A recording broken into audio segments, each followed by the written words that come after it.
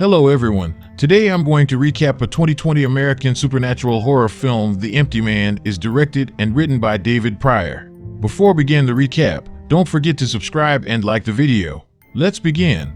Greg, Paul, Fiona, and Ruthie are hiking on a mountain to reach a spot they have been searching for a long time in Ura Valley, Bhutan, 1995. A text appears reading Day 1.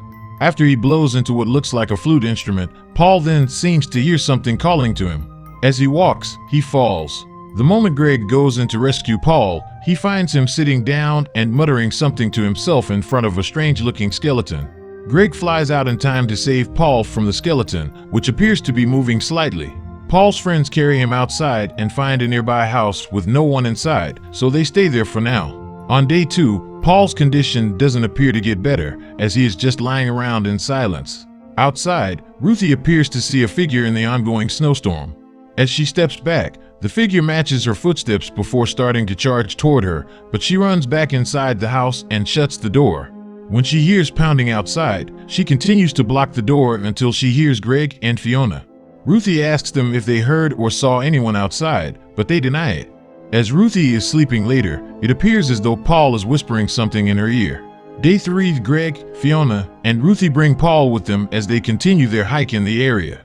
Ruthie appears dazed until she takes out a knife and stabs Greg and Fiona, throwing their bodies over the edge of the cliff before she throws herself off, leaving Paul by himself while he simply blows into the flute instrument. Jump to Missouri in 2018, where former detective James Lasombra is working in a security store.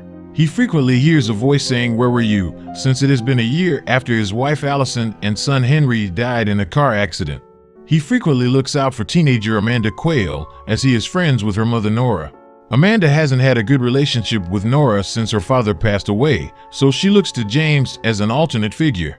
Amanda soon appears to have run away, so Nora calls James for help. They find a message on her mirror written in blood, "The empty man made me do it." After official detectives take on the case, James decides to do a little investigation of his own. James visits the high school to find Amanda's friend Devara Walsh. She sits in his car and tells her about a couple nights ago when she and Amanda, plus friends Brandon, Julianne, Meyer, Lisa, and Duncan, were walking across the nearby bridge where Amanda decided to summon the Empty Man, an urban legend that takes 3 days to appear. On the first day, those who summon him will hear him calling to them. On the second day, he makes his presence known to them. On the third day, he finds them. The teens all blew into a bottle as per tradition. Devara also remembers seeing Amanda whispering in Brandon's ear, similar to how Paul whispered to Ruthie. Devara thinks she sees the empty man in the woods before she leaves James's car. Later that night, James goes by the bridge to continue looking into Amanda's disappearance. He finds the bottle that they were using and he blows into it. James then walks down a ladder that leads underneath the bridge, where he comes across the hanged corpses of Brandon, Julianne, Meyer, Lisa, and Duncan. The same message from Amanda's mirror is also written. Meanwhile, Devara enters a spa, and when it is foggy enough, the empty man attacks, stabbing her with a pair of scissors, but making it look like she was stabbing herself. It is officially ruled as a suicide, but James finds the circumstances too unnatural to be believable. It is now Day 1 for James. He looks further into the origin of the Empty Man. He reads into a cult called the Pontifex Institute that has beliefs originating from places like Bhutan, which would explain how the 4 friends came across Empty Man there. James goes to the Institute's location, where leader Arthur Parsons speaks before a whole crowd.